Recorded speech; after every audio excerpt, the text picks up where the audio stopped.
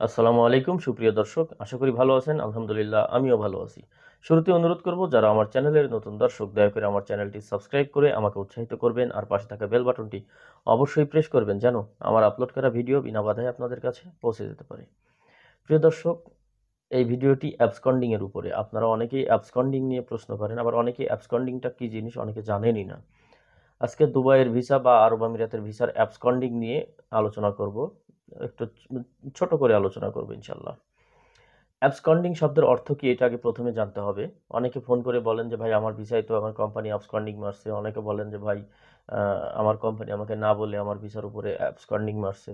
অনেকে বলেন যে ভাই আমি কি অ্যাবসকন্ডিং হইছি কি না, আমি এটা কিভাবে জানবো। দেখুন, সর্বপ্রথম আগে এই অ্যাবসকন্ডিং কি জিনিস এটাও অনেকে প্রশ্ন করেন যে ভাই আমার কোম্পানি তো আমার ভিসার উপরে অ্যাবসকন্ডিং করছে, তো অ্যাবসকন্ডিংটা কি, বা এটার কার্যকারিতা কি, এটা করলে কি হয়, বা এটা কিভাবে তুলতে হয়, এই জিনিসগুলো আপনারা প্রশ্ন করে থাকেন।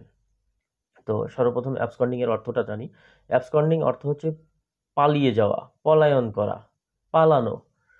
আপনার আপনি একটা কোম্পানির ভিসা বিলং করতেছেন, মানে আপনার পাসপোর্টে একটা কোম্পানির ভিসা আছে। ধরেন আপনি আহ, এই ধরেন এবিসি এবিসি কোম্পানির ভিসা আপনার পাসপোর্টে। হ্যাঁ, এবিসি জেনারেল ট্রেডিং ধরেন এক্সাম্পল।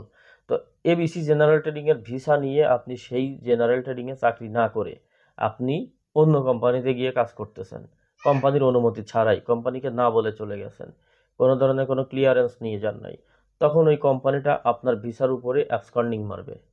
এই অ্যাবসকন্ডিং মারার অর্থ হচ্ছে আপনি নিখোঁজ, আপনি হারিয়ে গেছেন, আপনাকে খুঁজে পাওয়া যাচ্ছে না, আপনি পালিয়ে গেছেন কোম্পানি থেকে। বুঝতে পারছেন? এটা হচ্ছে অ্যাবসকন্ডিং। আবার অনেকে আছে কোম্পানির ফ্রি ভিসা নেন, অনেকে ফ্রি ভিসা। কিন্তু ফ্রি ভিসা বলতে তো আসলে কোনো ভিসা নাই, মানে একটা কোম্পানির ভিসা নিয়ে অন্য কোম্পানিতে চাকরি করাটাই হচ্ছে ফ্রি ভিসা আর কি, নিজের স্বাধীন মতো চাকরি করা। তো সেই কোম্পানির সাথে আপনার টাকা পয়সা নিয়ে কোনো গ্যাঞ্জাম আছে, আপনি ভিসাটা আইডিটা পেয়ে গেছেন, ভাবতেছেন যে এই কোম্পানির সাথে আর আমার কিসের লেনদেন, আমি তো আইডি পাসপোর্ট পেয়েই গেছি। আপনি আপনার মতো করে চলতেছেন, কোম্পানি আপনার সাথে যোগাযোগ করতে পারতেছে না। অথবা কোনো প্রয়োজনীয় আপডেট আসছে, বা কোনো আপনার পেমেন্ট বাকি আছে, যে কোনো কারণে আপনি আর কোম্পানির সাথে যোগাযোগ করতেছেন না, আর কোম্পানি আপনাকে খুঁজে পাচ্ছে না। তখন কোম্পানি আপনার উপরে, আপনার ভিসার উপরে অ্যাবসকন্ডিং মেরে দেবে।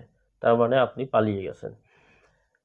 এছাড়াও আপনি হয়তোবা কোম্পানির অনুমতি ছাড়া, মানে কোম্পানি জানে আপনি সেটা মানে গ্রাহ্য করতেছেন না, মানে কোম্পানি বারবার আপনাকে বলা সত্ত্বেও, এখন তো একটা কোম্পানির ভিসা নিয়ে আর একটা কোম্পানিতে চাকরি করতে হলে ওই কোম্পানির সাথে ওই কোম্পানির একটা চুক্তিপত্র থাকতে হবে। আপনি বিনা চুক্তিপত্রতে ওই কোম্পানিতে কাজ করতেছেন, তখনও চাইলে যে কোম্পানির ভিসা, সেই কোম্পানি আপনাকে অ্যাবসকন্ডিং করতে পারে ভিসার উপরে। এখন বলি, অ্যাবসকন্ডিংটা কেন করবে? অ্যাবসকন্ডিং যদি না করে, ধরুন আপনি এক কোম্পানির ভিসা নিয়ে আর এক কোম্পানি, মানে এবিসি জেনারেল ট্রেডিং এর ভিসা নিয়ে আপনি ওই আরেকটা কোম্পানিতে চাকরি করতেছেন, ওই অবস্থায় যদি সিআইডি বা পুলিশ আপনাকে ধরে, এই এবিসি কোম্পানি, যে কোম্পানির ভিসা আপনার, সেই কোম্পানির উপরে বিশাল বড় একটা ফাইন দিয়ে দেবে। এটা সর্বনিম্ন হলেও আগে ছিল 50,000 দিরহাম, এখন একটু কমাইছে। এখন তারপরে আরে কমসে কম 2,000 দিরহাম তার ফাইন আছে, এবং পুলিশ কোর্ট কাছারি যা দৌড়াদৌড়ি, অনেক ঝামেলা আছে, লাইসেন্স ব্লক হয়ে যাবে, নানান ঝামেলা আছে, মানে একটা বিশাল আকারের একটা ঝামেলা।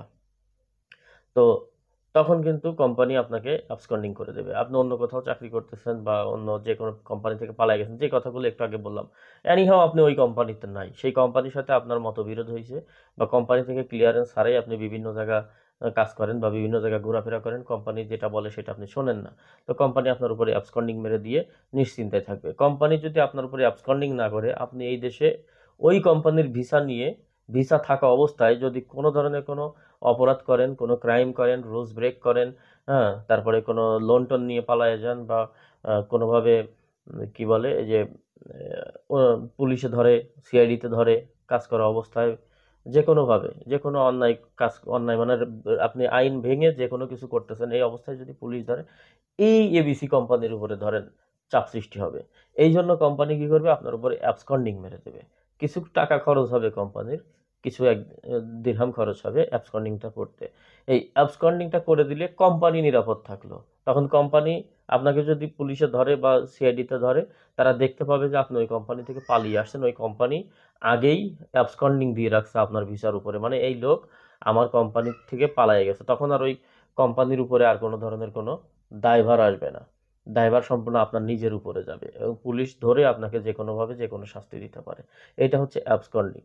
এই অ্যাবসকন্ডিং দিলে কি হবে? অ্যাবসকন্ডিং দিলে পুলিশে ধরলে কোম্পানির কোনো ঝামেলা হবে না, ঝামেলা সম্পূর্ণ আপনার, আপনি চাইলেও ক্যান্সেল হইতে পারবেন না। যদি অ্যাবসকন্ডিং না দেয় আপনি নিজে নিজে কিন্তু ক্যান্সেল হইতে পারবেন, লেবার ডিপার্টমেন্টে ফোন দিয়ে আপনার লেবার ক্যান্সেল করাইতে পারবেন, এবং যে কোনো টাইপিং সেন্টার বা আমির সেন্টারে গিয়ে আপনি আপনার ভিসাটা ক্যান্সেল করে নিয়ে ক্যান্সেল পেপার দিয়ে অন্য কোম্পানিতে যেতে পারবেন বা দেশে চলে যেতে পারবেন। আর যখনই অ্যাবসকন্ডিং থাকবে আপনার ভিসার উপরে, আপনি কিন্তু নিজে নিজে আর ক্যান্সেল করতে পারবেন না, আপনার লেবারও ক্যান্সেল হবে না, ভিসাও ক্যান্সেল হবে না, দেশেও যাইতে পারবেন না। যদি দেশে যাইতে চান এয়ারপোর্ট থেকে পুলিশ আবার ফেরত পাঠাবে, ইমিগ্রেশন অফিসার ফেরত পাঠাবে বা পুলিশে ধরে নিবে যে আপনি পলাতক আসামি, আপনি কোম্পানি থেকে পলাতক লেবার, একজন শ্রমিক, পলায়ন করা শ্রমিক, পুলিশ আপনাকে ধরে ফেলবে। এই জিনিসগুলো হচ্ছে অ্যাবসকন্ডিং। এখন অ্যাবসকন্ডিং তুলবেন কিভাবে? দেখুন, লিগেল ওয়েতে অ্যাবসকন্ডিং তোলা, আপনারা ওয়াস্তা ফস্তা দুনিয়ার কথা বলতে পারেন, এসব কথা আমাকে শোনাবেন না, আমি শুনতেও চাই না। আইনে যেটা আছে সেটা, অ্যাবসকন্ডিং তুলতে হলে আপনাকে সেই কোম্পানির কাছে যেতে হবে, কোম্পানির সাথে কথোপকথনের মাধ্যমে, সমঝোতার মাধ্যমে। এখন অ্যাবসকন্ডিং তোলার ফিটা আপনি দিবেন না, কোম্পানি দিবে, সেটা আপনারা নিজেরা ঠিক করে নেবেন। কোম্পানির যদি কোনো অন্যায় করে থাকেন সেই অন্যায়, বা কোনো ক্ষয়ক্ষতি করে থাকেন সেটা ক্ষতিপূরণ দেবেন আপনি। মানে সম্পূর্ণ আপনার এবং কোম্পানির কথোপকথনের মাধ্যমে আপনারা নিজেরা আলোচনার মাধ্যমে ঠিক করে নেবেন অ্যাবসকন্ডিংটা কিভাবে তুলবেন। তাহলে ওই একমাত্র যে কোম্পানি আপনাকে অ্যাবসকন্ডিং করছে ওই কোম্পানিটাই আপনার অ্যাবসকন্ডিং তুলতে পারে। অ্যাবসকন্ডিং তোলার পরে আপনি চাইলে ওই ভিসাই রিনিউ করতে পারবেন, ওই ভিসাই থাকতে পারবেন, বা ক্যান্সেল হতে পারবেন, ক্যান্সেল হয়ে অন্য ভিসায়, যদি ভিসা চালু থাকে আর কি, সেই ভিসায় যাইতে পারবেন, অথবা ক্যান্সেল হয়ে আপনি দেশে চলে যেতে পারবেন। মানে অ্যাবসকন্ডিং তুলে দিলে আপনি তখন মুক্ত হয়ে গেলেন। মানে অ্যাবসকন্ডিং উঠায় ফেলা মানে উইথড্র অ্যাবসকন্ডিং উইথড্র করা মানে আপনি কোম্পানির লোক কোম্পানিতে ফেরত আসছেন, পালায়ে গেছিলেন বা হারায় গেছিলেন, এখন আপনাকে আবার পাওয়া গেছে।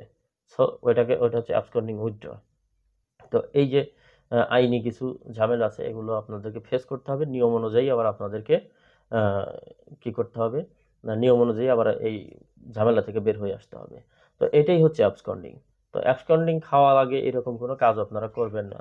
যাই করবেন, অন্য কোম্পানিতে যাবেন, এই কোম্পানি পছন্দ না, আর এক কোম্পানি যাবেন, সব কিছু কোম্পানির সাথে আলোচনার মাধ্যমে, সমঝোতার মাধ্যমে, মিল তাল করে, মিল মহব্বত করে সব কিছু সমাধান করবেন, সব কার্য কমপ্লিট করবেন, সম্পন্ন করবেন। আশা করি তাহলে আর আপনাদের অ্যাবসকন্ডিং জুটবে না ভাগ্যে। অ্যাবসকন্ডিং খুব খারাপ জিনিস এবং খুব জটিল জিনিস, বুঝতে পারছেন?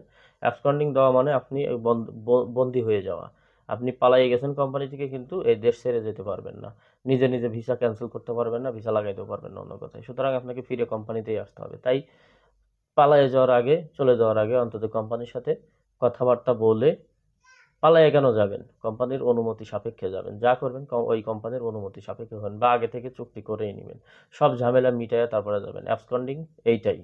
তো আশা করি আপনারা বুঝতে পারছেন। তো সবাই ভালো থাকবেন, সুস্থ থাকবেন, সুন্দর থাকবেন। আসসালামু আলাইকুম।